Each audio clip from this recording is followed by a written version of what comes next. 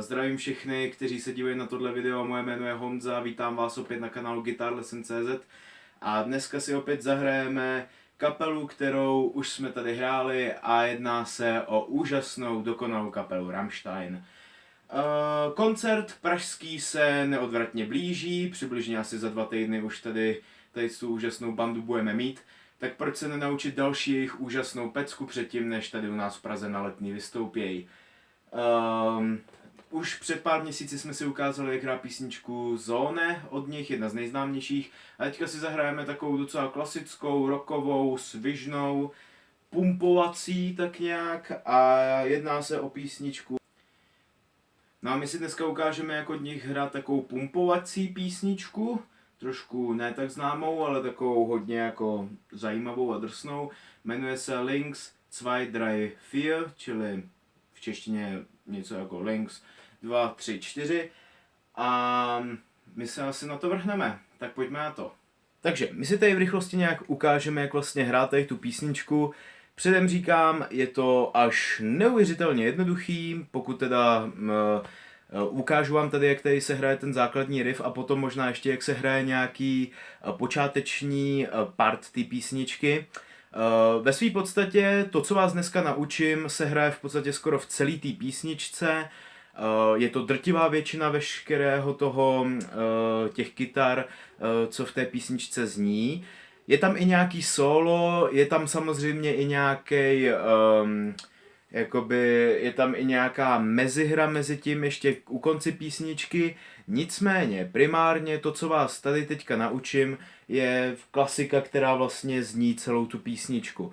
Předem říkám, na rozdíl od té Zone, nebo jednoduše Zone od Rammsteinu, což už jsem učil, tady to bude jednodušší, protože tato písnička nemá drop D ladění, jako mělo die Zone, a jsme ve standardním ladění, což znamená, že všechny struny jsou tak, jak by úplně prazákladně měly být naladěny, což znamená, zde máme E, A, D, G, H, E. S tím, že H v angličtině se bere jako Bčko, takže nebojte se, nejste blbí, jenom je to jiný jazyk. Takže, tady to tedy bude Links 2, 3, 4, pro mě vždycky těžký si to zapamatovat, jak to vlastně by mělo znít správně německy. To vás nezajímá, vás zajímá, jak se hraje tady ta písnička. Úplně jednoduše. Nejjednodušší věc, která je zde na začátek a vy ji uděláte, je ta, že dáte svůj celý první prst, neboli kytarový první prst, což je tedy ukazováček, na druhý pražec. Dáte ho v podstatě na všechny struny, kromě vrchního Ečka. To zůstane prázdné. I když dáte ten prst přes všechny pražce, to by bylo hodně zajímavý, všechny struny, tak vlastně nebudete využívat úplně všude. Čistě teoreticky by se to mohlo hrát možná takhle, pro vaše zpříjemnění, protože tady to jsou přesně ty 3 struny, které budeme potřebovat. Je to E, A a D. Ale asi takhle je to v jistém ohledu docela asi nejpříjemnější. Co se tady bude dít? Bude se dít to, že zde budeme hrát, v podstatě budeme projíždět ty struny E a A takhle, jak je máme. Takže v podstatě tahle struna je prázdná, tady ta je na druhém pražci.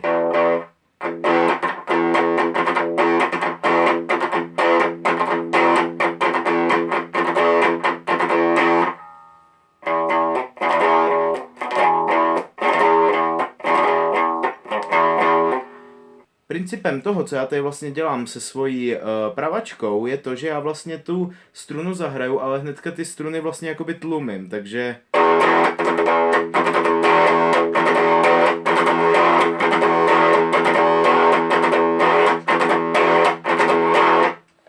Je to taková vychytávečka. Správně by se to mělo hrát, že vy vlastně zahrajete... Dvakrát byste měli zahrát tu strunu E a na potřetí byste to měli zahrát i se strunou D, což je docela těžký na vychytávku, pokud tady to už nemáte procvičený z jiných písniček. Já už tady to buď to nedělám a zní mi to stejně, A nebo to dělám, ale v tom ohledu, že už to prostě mám tak nějak chycený v té pravačce, že ty struny prostě tak jako vyberu přesně, jak je to potřeba. Nicméně takhle by se to mělo oficiálně hrát.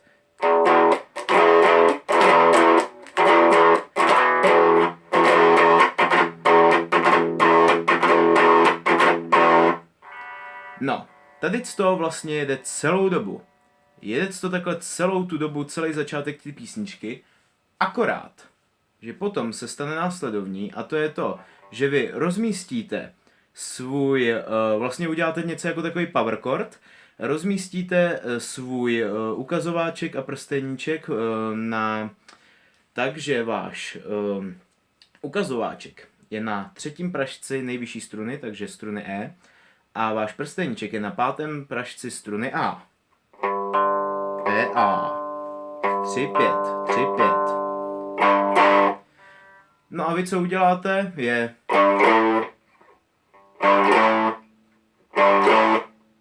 přejedete takhle ty struny, takže ze 3, 5 se přesunuté na 5, 7.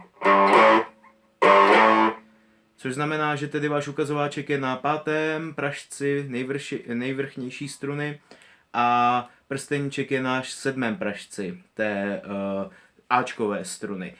Vlastně vaše prsty se v rámci toho, na jakých jsou strunách, vůbec nemění, jenom je přesunete takhle.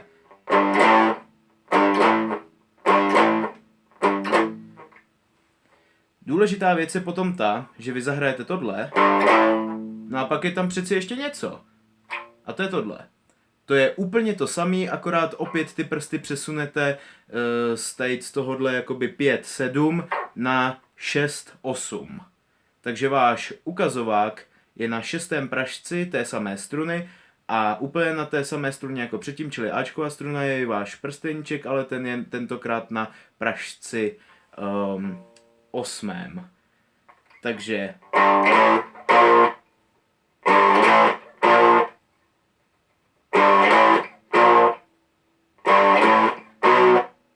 to jsem udělal teďka špatně. Takhle. Opět snažím se tlumit, co jen to jde, aby to mělo takový ten říznej zvuk, který Rammsteini samozřejmě pro svou hudbu potřebujou. Možná doufám, že jsem vám v tom teďka neudělal maglajs, protože jsem začal hrát tak jako libovolně a nedával jsem to od začátku dohromady. Nicméně tady ta část je tak jednoduchá, že mě to připadalo zbytečný, protože nyní vám to zahraju tak, jak by se to tady mělo hrát celé. Vy hrajete tohle.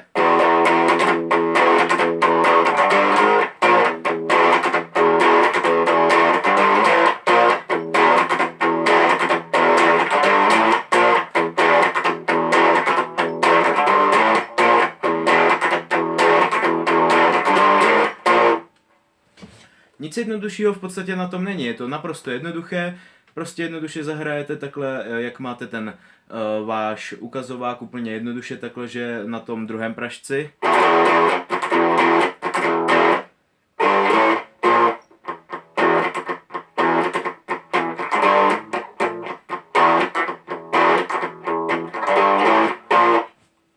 A to je úplně celý, takhle vlastně ta písnička začíná, takhle i končí snad, nebo já nevím, je to v podstatě skoro celý ten hlavní riff, který vám jede celou tu písničku.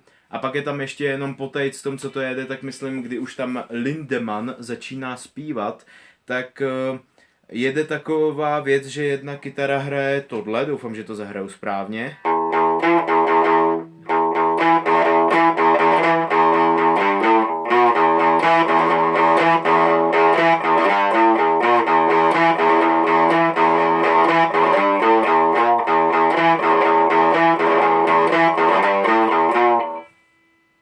Spočívá to v tom, že vy zahrajete dvakrát prázdnou strunu A. Celou dobu se teďka budeme pohybovat jenom na vrchní struně A. A vy zahrajete dvakrát. Poté tady to je 12. pražec. Poté zahrajete třikrát prázdně tu strunu. 12. Třikrát. 12. A potom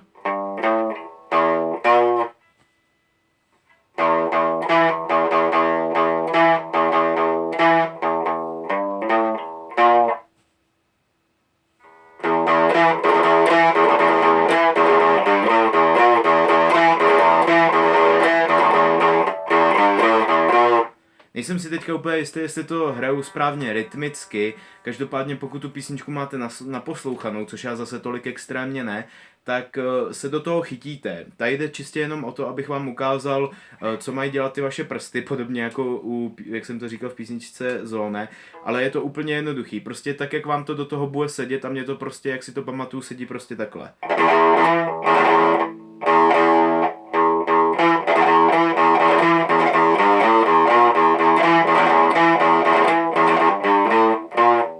S tím, že potom vy vlastně uděláte to, že jak se pohybujete tady na tý, jak překračujete mezi tou 0, 12, tak vy potom uděláte to, že ten prst dáte na strunu třetí, na pražec třetí, pardon, 5, prázdný 6.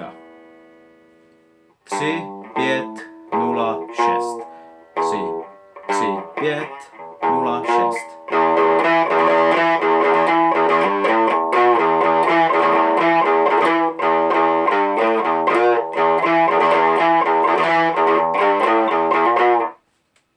A takhle to vlastně jede celou tu písničku, tady to je to nejhlavnější, co na té písničce.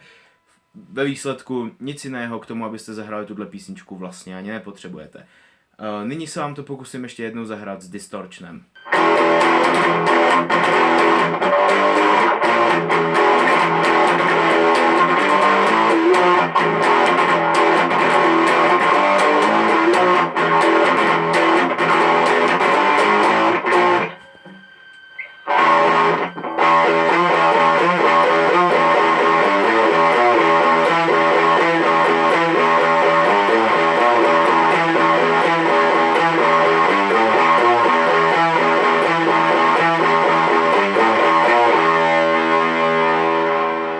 Dobrá lidi, tady to byl tutoriál na to, jak hrát další písničku od kapely Rammstein Links 2, 3, 4. Já doufám, že se vám tohle líbilo, pokud ano, tak dejte like, pokud ne, tak dejte dislike. V každém případě napište komentář, co jsem dělal špatně, co bylo naopak dobře. A jak už jsem řekl na začátku, napište mi, jakou písničku byste třeba chtěli. Ještě jednou děkuju slečně Tess, že mi pomohla vybrat další písničku. Původně jsem myslel, že se k Rammsteinům takhle rychle nevrátím, ale je o to zájem, takže já to sám vítám, je to jedna z mých nejoblíbenějších kapel. Mějte se tedy zatím krásně, dejte odběr na mém kanále a pokud máte ve svém okolí někoho, kdo by taky se chtěl naučit hrát na kytaru a neumí moc dobře anglicky a vyhovuje mu víc třeba čeština, a ku příkladu i moje videa by mu mohly vyhovovat, řekněte mu o mém kanále, speciálně pokud má rád Rammsteiny a zároveň se snaží hrát na kytaru. Já vám moc krát děkuji za zhlédnutí tohohle videa, mějte se krásně, pište do komentářů, ať je tam nějaká hezká diskuze, šerujte tohle video, ať jsme co možná zatím nejrozšířenější.